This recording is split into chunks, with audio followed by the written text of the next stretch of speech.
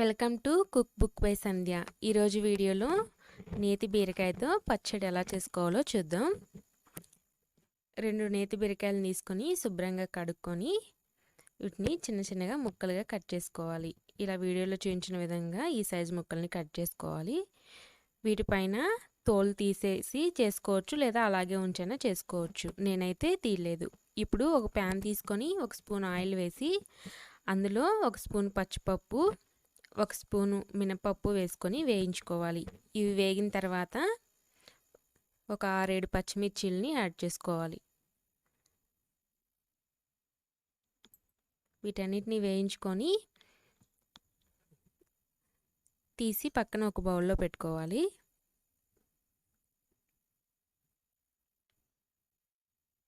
వేగినాయి కదా, తీసి పక్కన వేరే బౌల్లో పెట్టుకోవాలి. ఇప్పుడు ఇదే ప్యాన్లో 1 స్పూన్ ఆయిల్ వేసి మనం ముందుగా కట్ చేసి పెట్టుకున్న నేతి బీరకాయ ముక్కల్ని యాడ్ చేసుకోవాలి.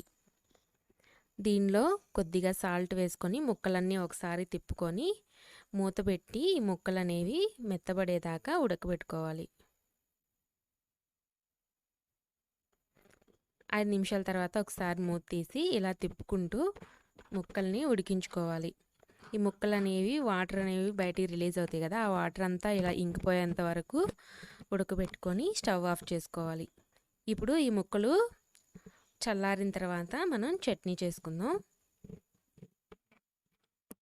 ఇవి కొద్దిగా చల్లారినాయి కదా, ఇప్పుడు మనం చట్నీ చేసుకుందాం. వీటిని నేను రోట్లో చేస్తున్నాను. మీ దగ్గర లేకపోతే మీరు మిక్సీలో అయినా వేసుకొని చేసుకోవచ్చు. మనం ముందుగా ఫ్రై చేసుకున్న పచ్చిమిర్చి అలాగే మినప్పప్పు, పచ్చిపప్పుని ఇలా ఫస్ట్ వేసుకొని దంచుకోవాలి.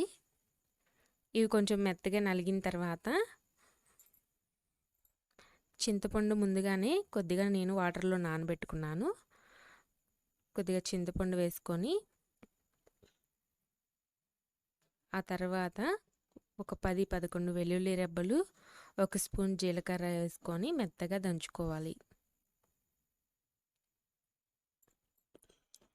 ఇవి కూడా మెత్తగా నలిగిన తర్వాత మనం ముందుగా ఉడకబెట్టుకున్న నేతి బీరకాయ ముక్కల్ని యాడ్ చేసుకోవాలి.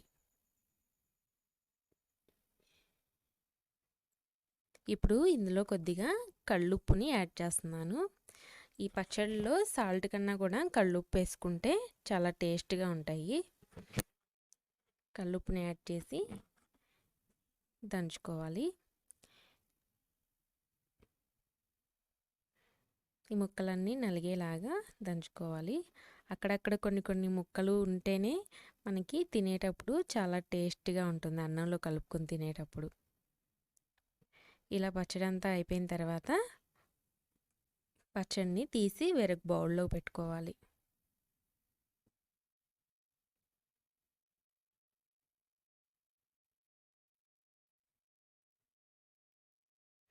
వేరే గిన్నెలో పెట్టుకున్నాం కదా, ఇప్పుడు ఈ పచ్చడికి తాలింపు చేసుకుందాం.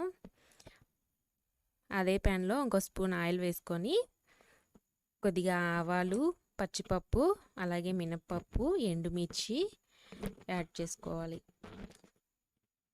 జీలకర్ర కూడా వేసుకోవాలి.